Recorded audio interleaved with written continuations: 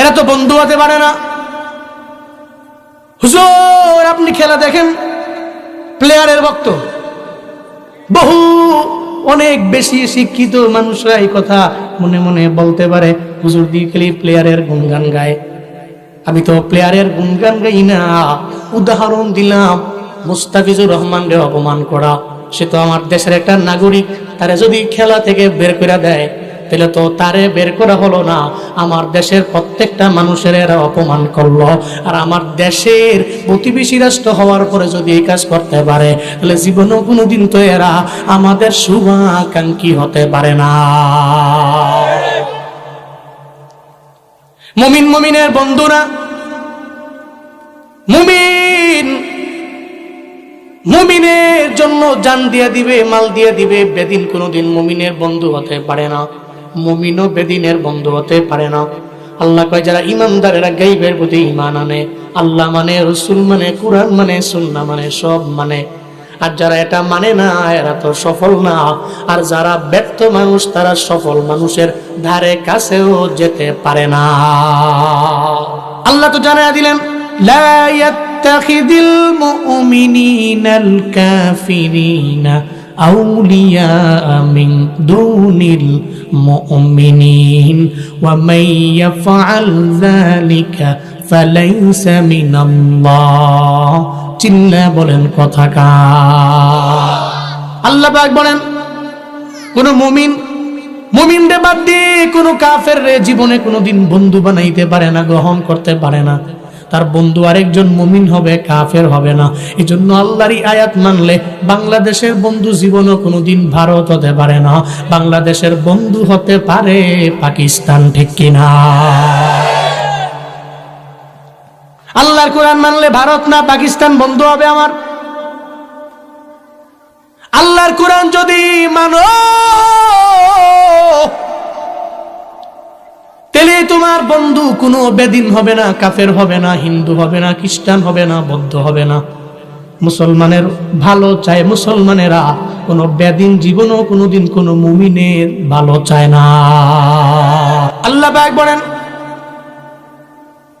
মুত্তাকি যারা, মুফলিহুন যারা, হিদায়াতের উপরে যারা আছে এরা গায়বের প্রতি ঈমান আনবে, অদৃশ্যের প্রতি ঈমান আনবে। আর অদৃশ্যের প্রতি ঈমানটা হলো একটা এনআইডি কার্ডের নাম্বারের মতো। এনআইডি কার্ড হচ্ছে ইসলাম, আর এনআইডি কার্ডের মধ্যে যে পিন নাম্বারটা আছে, নাম্বার আছে, ওই নাম্বারটা হলো কালিমা তথা ঈমান। যেই বান্দা ঈমান আনবে ওর হাতের মধ্যে এনআইডি কার্ডটা দিয়ে দেওয়া হবে, মানে ও ইসলাম আর সে মুসলমান হয়ে গেল। আর গায়বের প্রতি ঈমান আনার কারণে ওই বান্দা সফল। চিল্লে বলেন ঘোষণাকার। আল্লাহ পাক বলেন হিদায়াতের উপরে থাইকা যেই বান্দা সফল কাম হয়ে গেল, এদের তিনটা গুণের ব্যাপারে আল্লাহ আয়াতের মধ্যে বললেন। তিনটা গুণের ভিতরে এক নাম্বার গুণের নাম হলো গায়বের প্রতি ঈমান। গায়বের প্রতি ঈমান, অদৃশ্যের প্রতি ঈমান। অদৃশ্য বলতে আমার আল্লাহ, আল্লাহকে দেখা যায় না, ছোঁয়া যায় না, আমার মাওলারে ধরা যায় না, দেখা যায় না, ছোঁয়া যায় না, ধরা যায় না। এরপরেও রবের প্রতি যেই বান্দা ঈমান আনে ওই বান্দা সফল কাম হয়ে যাবে। চিল্লায়া বলেন ঘোষণাকার। আল্লাহ পাক বলেন সফল কাম ব্যক্তিদের এক নাম্বার গুণ হলো গায়বের প্রতি ঈমান। আল্লাহরে দেখছনি? কয় না। তাহলে ফজরের নামাজে ঠান্ডা পানি দিয়ে ওযু বানাইয়া কেন তুমি মসজিদে যাও? কয় আমি দুনিয়া এবং আখিরাতে সফল হব, গায়বের প্রতি ঈমান আইনা আমি নামাজে যাই। এই রোজা রাখো কেন? তুমি ঘরের মধ্যে ফ্রিজ থেকে খাবার নামায়া খাইলে জমিনের মধ্যে কেউ তোমারে দেখবে না। তুমি একটা আড়ালের মধ্যে যাইয়া পানি পান করলে জমিনের মধ্যে কেউ দেখবে না, মাতবর দেখবে না, কেউ জানবেও না, কিন্তু আল্লাহ জানবে। আল্লাহরে কি ডরাও? কয় হা। কয় আল্লাহরে তো দেখো না, এর পরেও ভয় পাও কেন? কয় এটাই তো গায়বের প্রতি ঈমান। যারা গায়বের প্রতি ঈমান আনে এরা জীবনেও কোনোদিন কোনো অন্যায় করতে পারে না। আল্লাহ বলেন অদৃশ্যের প্রতি ঈমান। অদৃশ্যের প্রতি গায়বের প্রতি ঈমান। রাসূলকে দেখছো?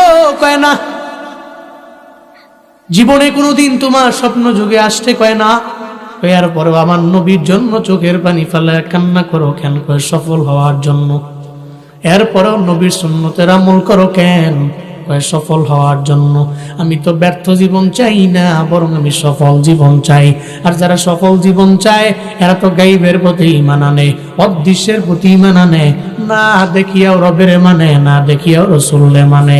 যারা আল্লাহরে না দেখিয়া মানে না, আমার নবীরে মানে না, এরা জীবনেও কোনোদিন ঈমানদার হতে পারে না। আর যারা ঈমানদার না, এদের কোনো বন্ধু আরেক ঈমানদার হতে পারে না, ঠিক কিনা?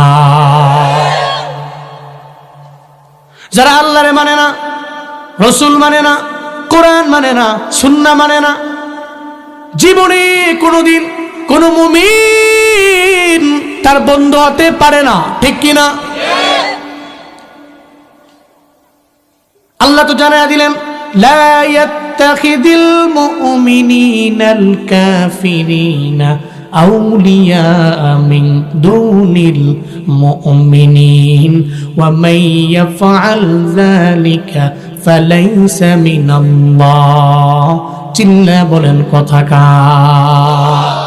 আল্লাহ পাক বলেন, কোন মুমিনরে বাদ দিয়ে কোন কাফের রে জীবনে কোনোদিন বন্ধু বানাইতে পারে না, গ্রহণ করতে পারে না। তার বন্ধু আরেকজন মুমিন হবে, কাফের হবে না।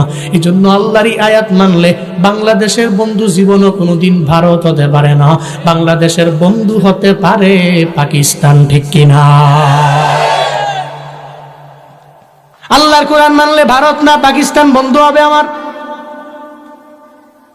আল্লাহর কোরআন যদি মানো